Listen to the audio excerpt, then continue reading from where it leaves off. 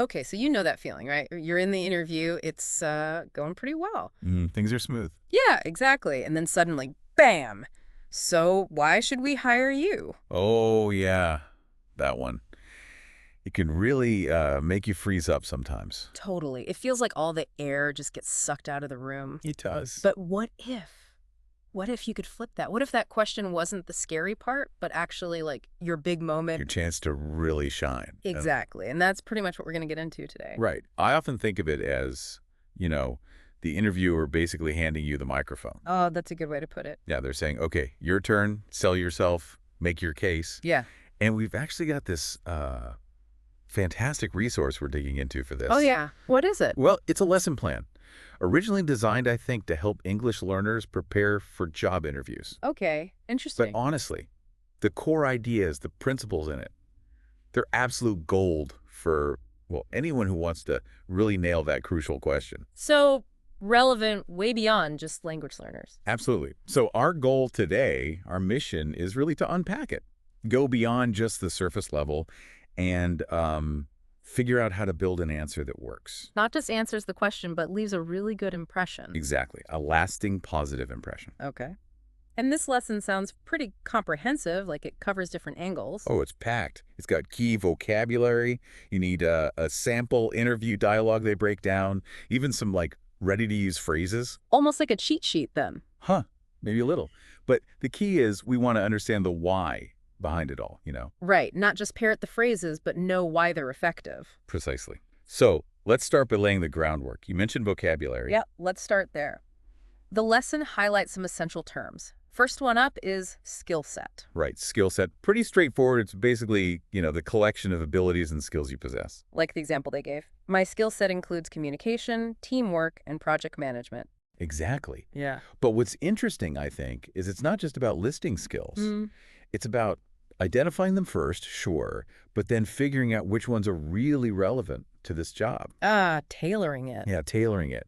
And understanding how they bring value to this specific company. Yeah. It's like curating your greatest hits for that particular audience. Curating your greatest hits. I like that. Okay, the next term they pull out is stand out. Yeah, stand out. And the example is, I stand out because I speak 3 languages. This feels like it gets closer to what the interviewer is really digging for. I think so too. It's about differentiation, right? Yeah. What makes you unique in a way that benefits them? Okay. And stand out isn't just, being different for the sake of it. It's finding your competitive edge. So it doesn't have to be something huge like speaking multiple languages. Not at all. Maybe you're just exceptionally good at calming down angry customers. Yeah. Or perhaps you have a really unique way of looking at problems because of some past experience. The point is identifying what makes you memorable and, crucially, desirable as a candidate. What's your professional superpower, so to speak? Right, right. Okay, and the last bit of key vocab was value. Yes, value. The example being, I believe I can add real value to your team with my experience. This one feels like the culmination, doesn't it? It really does. It's where you connect the dots. You take your skills, your standout factors. Your greatest hits. Exactly, your greatest hits. Yeah. And you link them directly to what the company actually needs, how you'll contribute to their success. So it's all about the impact you'll make. Precisely. Value is impact. It's not quite enough to just say, I have this skill. You need to show the so what. Yes. How will that skill translate into a positive result for them? Will you save them time, make them money, improve morale, boost customer happiness? Gotcha. Think tangible benefits. Your whole answer to why should we hire you should really be your value proposition, kind of in a nutshell. Okay, that makes a lot of sense. So we've got the basic building blocks, the vocabulary. Yep, toolbox is ready. Now, the lesson actually gives us a sample dialogue. The interviewer asks that exact question. So, tell me why should we hire you? Let's break down how the candidate answers. Okay, so the candidate doesn't hesitate. They jump right in, confident opening. What do they say? They say, well, I believe I'm a great fit for this role because I have 5 years of experience in customer service. Okay, straight to the point. Addresses the question, links it to experience. Exactly. It's like their opening argument, their thesis statement for why they're suitable. It anchors everything. And that specific phrase, great fit, I like that. It suggests more than just ability, right? It's like, I belong here, I understand this. It does. It implies alignment. Then they layer in some of those crucial soft skills. Aha, right. What were they? They add, I'm a quick learner, I work well under pressure, and I truly enjoy helping people. Okay, those sound good, but maybe a little generic on their own. They can be, yeah. But Then- think about why employers look for them. Quick learner means adaptable. Less training time, maybe. Mm-hmm.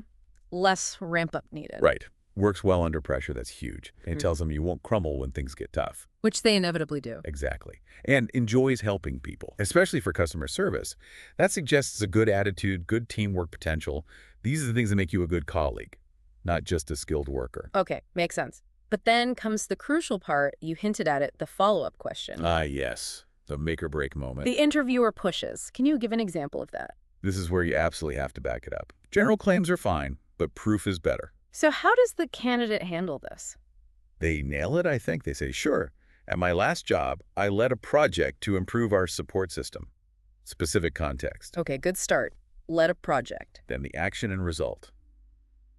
We reduced customer wait time by 30%, and customer satisfaction went up significantly. Wow. Okay, that's concrete, 30%. Right. It's not just, I'm good at improving things. It's, I led this specific initiative, and here's the measurable positive outcome.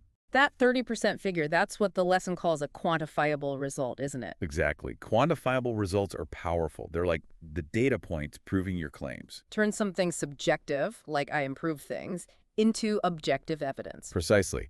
Saying you reduced wait time by 30% is so much more impactful than just saying you made things more efficient. Employers love tangible results they can grasp. It shows you understand what actually matters to the business, too, like efficiency or customer happiness. Absolutely. It demonstrates bottom line thinking.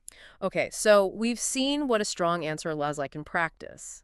Now, how do we help people listening build their own powerful answer? The lesson offered some phrases. Yeah, it provides some really useful sentence starters like framing devices. What are some examples? Well, things like, I believe I bring strong value to this position. That immediately frames it around your contribution. Focuses on the value we talked about. Right. Or, my background makes me a strong candidate. That explicitly links your past experience to this specific role. Making the connection easy for the interviewer to see. Mm-hmm. And then there were ones that show enthusiasm and potential. Like which ones? Like, I'm passionate about this field and always eager to learn. That signals you're invested. You have that growth mindset employers want. Yeah, nobody wants someone who thinks they know it all already. Exactly. And another good one. I've successfully handled similar challenges in past roles. Ah, that directly tackles potential worries they might have about whether you can actually do the job. Precisely. It builds confidence in your capabilities by showing you've done it before. So these phrases are good starting points, kind of like templates. Yeah, think of them as scaffolding. But the real strength comes from what you build onto that scaffold. Your specific examples. Your specific examples, and crucially, those quantifiable results wherever you possibly can squeeze them in. Right.